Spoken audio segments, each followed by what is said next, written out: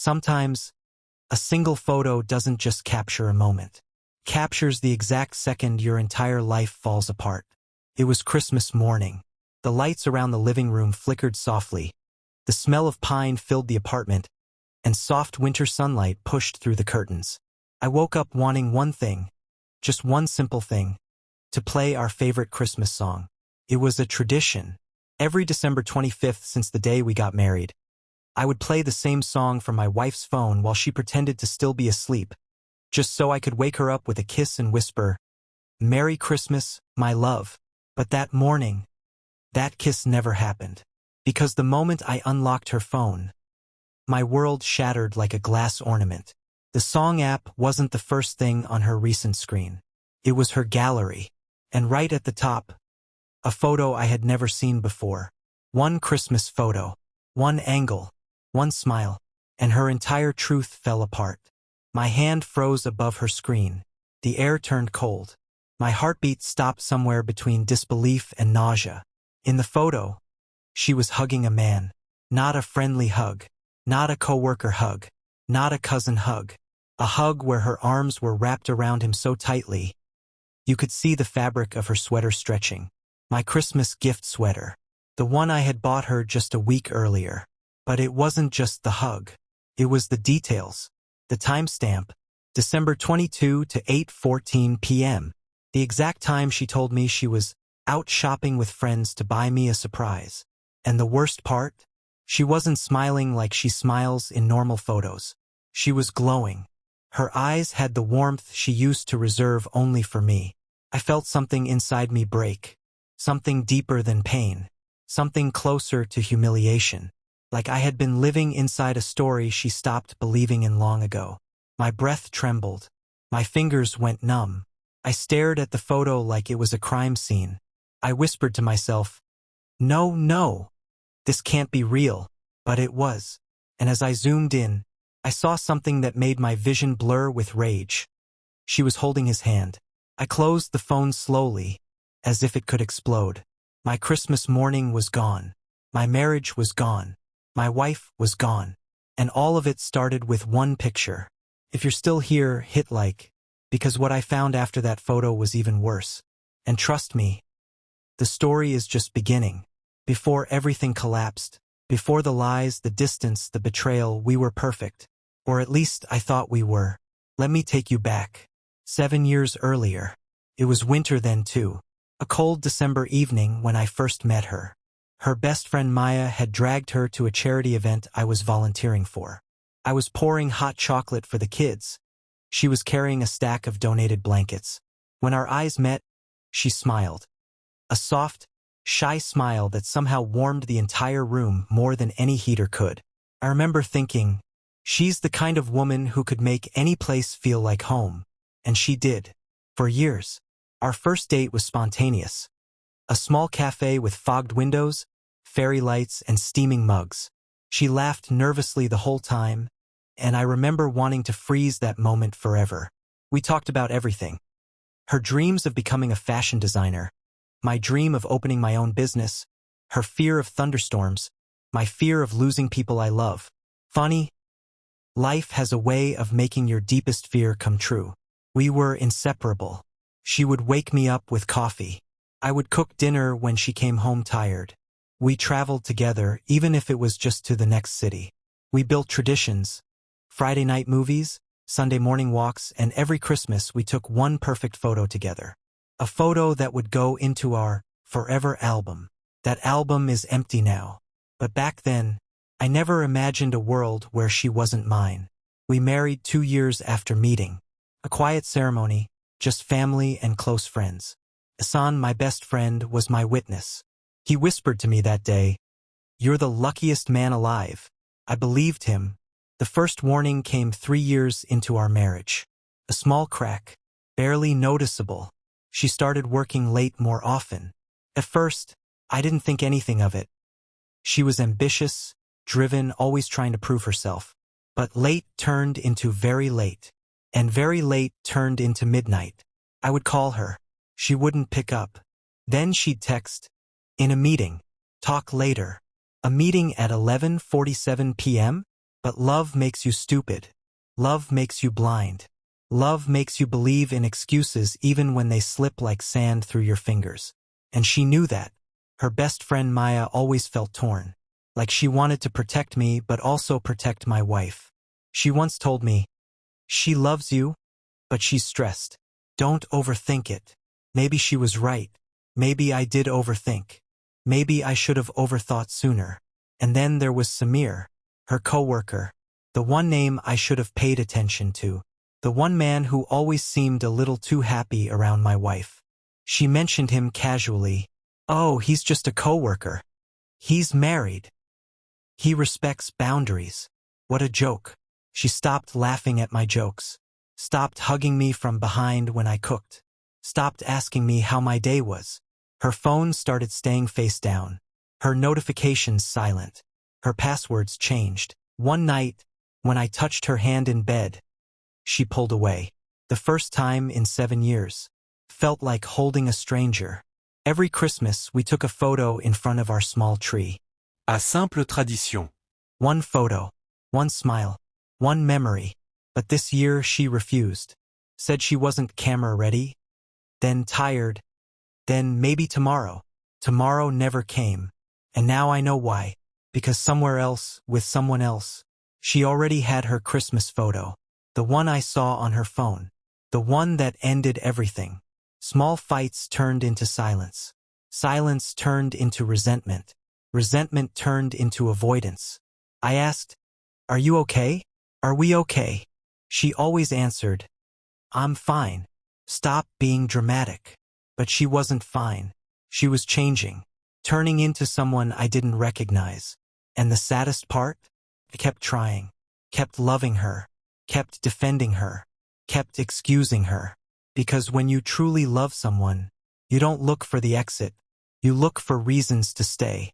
But she had already left. Long before I noticed. If you've ever trusted someone too much, hit like. Because what comes next will show you what trust can cost. 2 days before Christmas, December 22nd, we had breakfast together. Or at least we sat at the same table. She scrolled her phone the whole time. Her fingers typing quickly. Smiling at the screen. Not smiling at me. I asked, "Who's that?" She replied instantly, almost rehearsed, "Maya." Maybe it was Maya. Maybe it wasn't. But now, I know exactly who she was smiling at. That evening. She dressed up and said she was going shopping with friends. I kissed her forehead before she left. She didn't kiss me back. That was the last kiss we ever shared. And the photo I saw from that night? It was the beginning of the end. If you're still here, keep listening. Because what comes next, the suspicion, the lies, the unraveling, will hurt far more than any photo ever could. The morning after that cursed Christmas photo, something changed inside me. Not anger, not acceptance. Something colder, sharper. Like a needle of truth finally piercing through months of lies. Suspicion isn't loud. It doesn't scream. It whispers. Slowly, softly, persistently. It was in the way she held her phone tighter than she held my hand. It was in the way her smile felt borrowed. Like she was using someone else's emotions. It was in the pauses before answering my questions. Little cracks. Small fractures. Hairline fractures at first. Invisible to the careless eye. But loud to a heart that already knew something was deeply wrong. I tried to act normal. I tried to pretend the photo hadn't drilled itself into the back of my skull. She came to the kitchen humming an unfamiliar song. Not ours. Not something she ever listened to before. A song I would later find out was his favorite. I poured her tea. She barely touched it. Her fingers tapped her phone screen under the table. I asked, "Late night at work again today?" She froze. Just for a second. But that was enough. A second of fear. A second of panic. A second of truth. Then she smiled and said, "Probably yes. It's a busy season. Busy season. But fashion offices close early around the holidays. Busy season." But her company's social media showed the department on vacation. Busy season.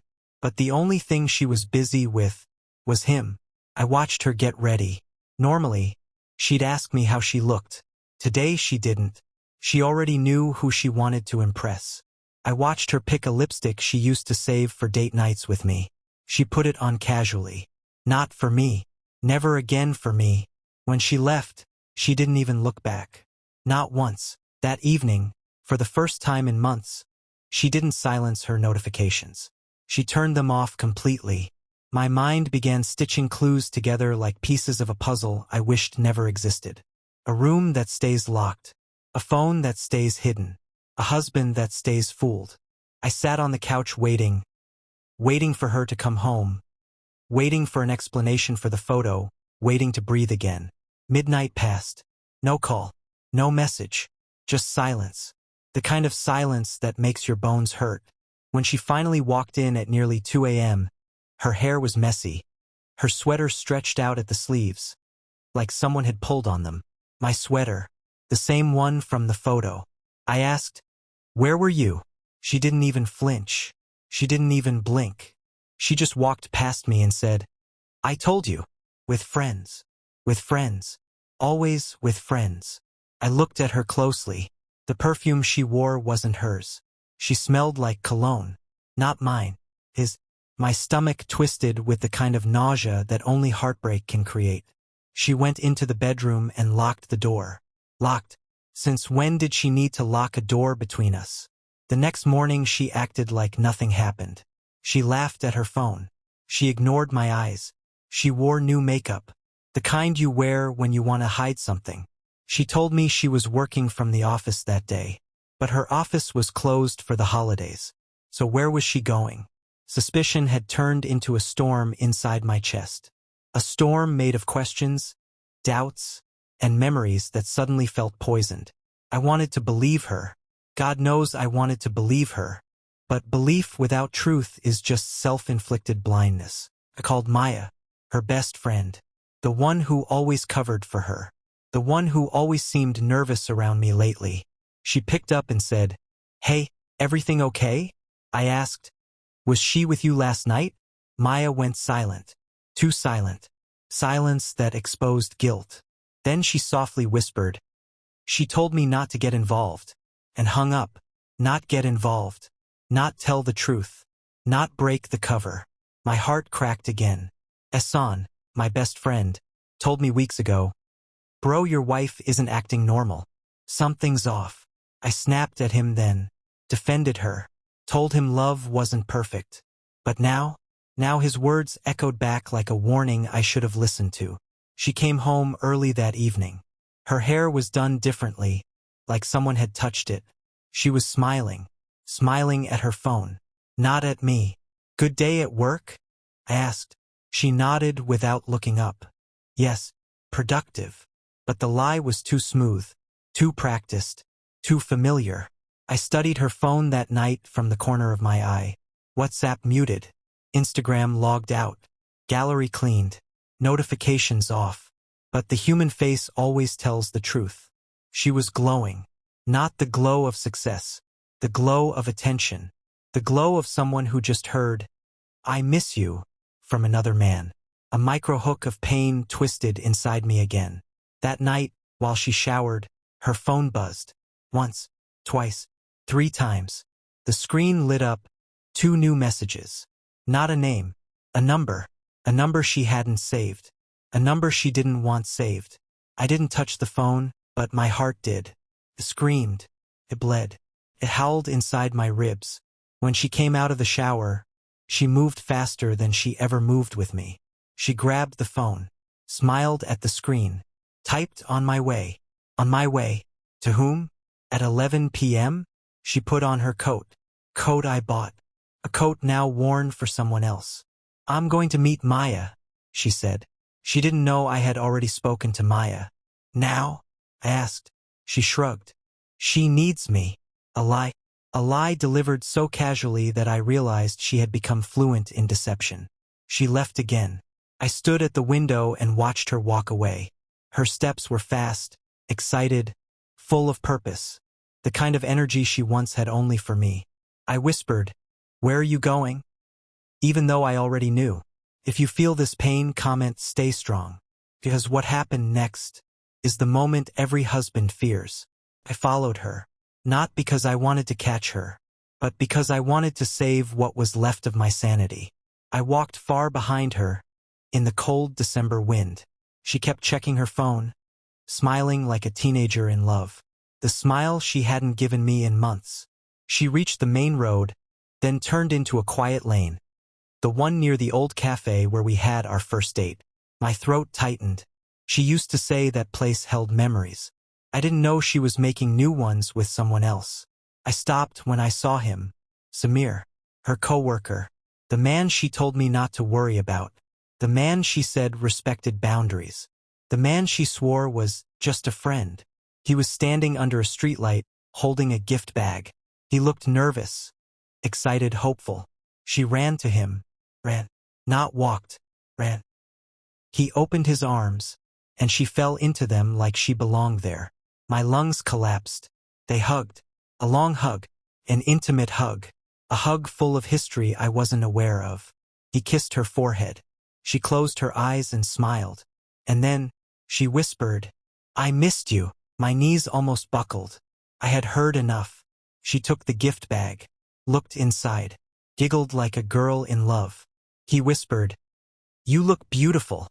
She whispered, "I got your message in the shower." I didn't want him to see. Him. Me. Her husband. The man she married. The man she lied to. I stepped backward into the shadows. The world dimmed. My breath grew shallow. My heart didn't beat, it broke. If you're still listening, keep listening. Because what happened after this moment wasn't just betrayal. It was a revelation. A truth buried under months of lies.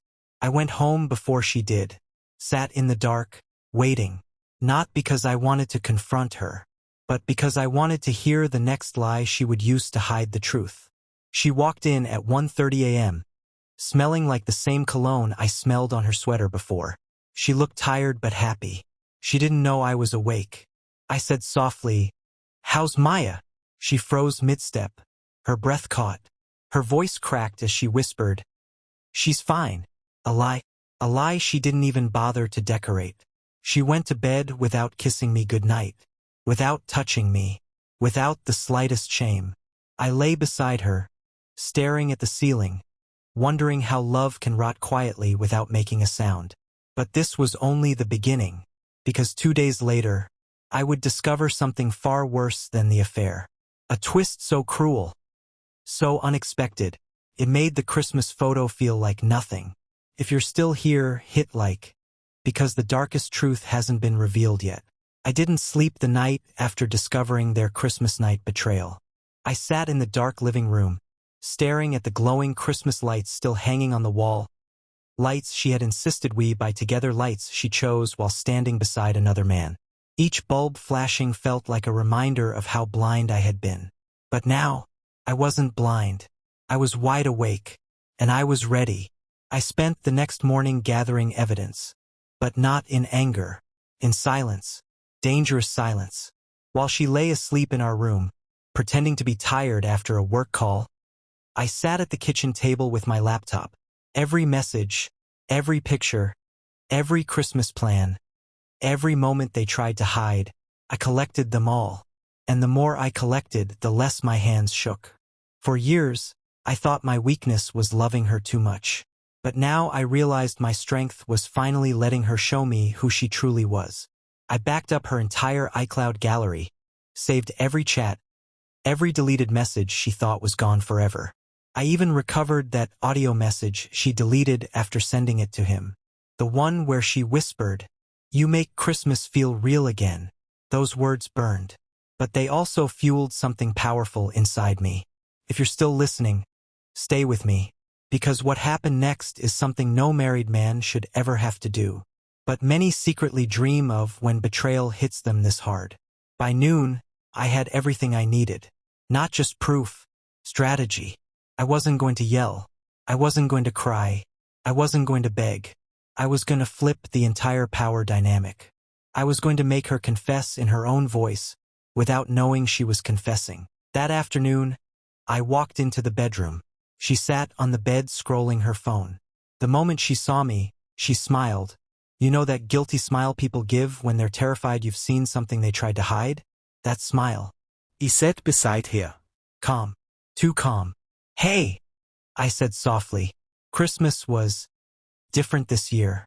I feel like we should talk. Honestly, just you and me. No judgments. No drama. Her eyes softened. She thought I was weak again. She thought I was forgiving her for the sins she still believed were hidden. She nodded quickly. Yes, yes, of course. I've been meaning to talk too. Perfect. I placed my phone on the nightstand, screen down, secretly recording. Then I asked gently, is there anything at all, you want to tell me about that night? Her throat moved. She blinked. She hesitated. Then she shook her head too quickly. No, nothing. Why? Did something happen? That's when I leaned back, exhaled, and gave her rope. You told me you had a surprise. You whispered something on the way home that night, something about feeling guilty. I didn't understand. But I want to. Talk to me. And like I predicted, she fell straight into the trap. She grabbed my hand. Eyes filling with tears she manufactured like a skilled actress. I just felt bad because I didn't get you anything expensive this Christmas. I felt guilty that you worked so hard. And I cut her off, not with anger, but with gentle curiosity. That's all. Yes, yes, I swear, she said, forcing a shaky voice. But here's the thing. When cheaters lie, their eyes don't match their words. Her eyes were screaming. Silently, I flipped my phone, opened a picture, and handed it to her without a word. It was that Christmas night photo. Her smiling, her glowing, her matching the timing, the background, and everything with the man she thought I would never know about. Her face drained, her lips parted. She looked like the soul had evaporated from her body. I can explain. No, I said quietly. You can confess. And then, for the first time since the affair began, she told the truth. Not because she wanted to, but because she realized I already knew everything. I'm sorry. It just happened. He was just someone I talked to at work. I didn't mean to hurt you. It was just emotional at first. Then it became physical only once or twice. It didn't mean anything. Only once or twice. A classic line of the guilty. Her voice broke, but mine remained solid. I loved you, I said, and you gave my Christmas to someone else. She cried harder, grabbing my arm, but I pulled away. For the first time in years, she could no longer touch me. The power was shifting. For days after, I acted cold, controlled, distant, not yelling, not insulting, just emotionless, and that scared her more than rage ever could. One night, I walked into the living room with her phone records, screenshots, audio files, and the recovered iCloud data. Her face turned white. Why are you doing this? She whispered. Doing what? I asked calmly. Showing you the truth you created? She slid to the floor, apologizing, begging. But apologies don't uncheat. And then came the silence. Weeks of silence. The kind that makes a cheating spouse lose their mind trying to understand whether you're staying or leaving. Then, on a Thursday evening, she finally broke. Please, tell me what you want from me. Punish me, yell at me, just don't ignore me. I'm dying inside. And that was the moment she realized she had lost the power. I finally looked her dead in the eyes. I don't want to punish you. I want peace. And peace doesn't live in this house anymore. Her entire body froze. I'm filing, I said. You can stay with your Christmas miracle. The man you shared your secret holidays with. She shook her head violently. No. He doesn't mean anything. I don't even talk to him anymore. I know, I said, because I blocked him from your phone myself. She gasped, covering her mouth. Yes, I added. I ended the affair for you, but I won't rebuild the marriage for you. That was the night she broke. She cried until she collapsed on the sofa, whispering apologies between sobs. But I walked to the bedroom and locked the door. The strongest revenge isn't anger. It's indifference. A week later, I packed my bags and left the house. She followed me outside, crying, shaking, begging, but I didn't even turn back.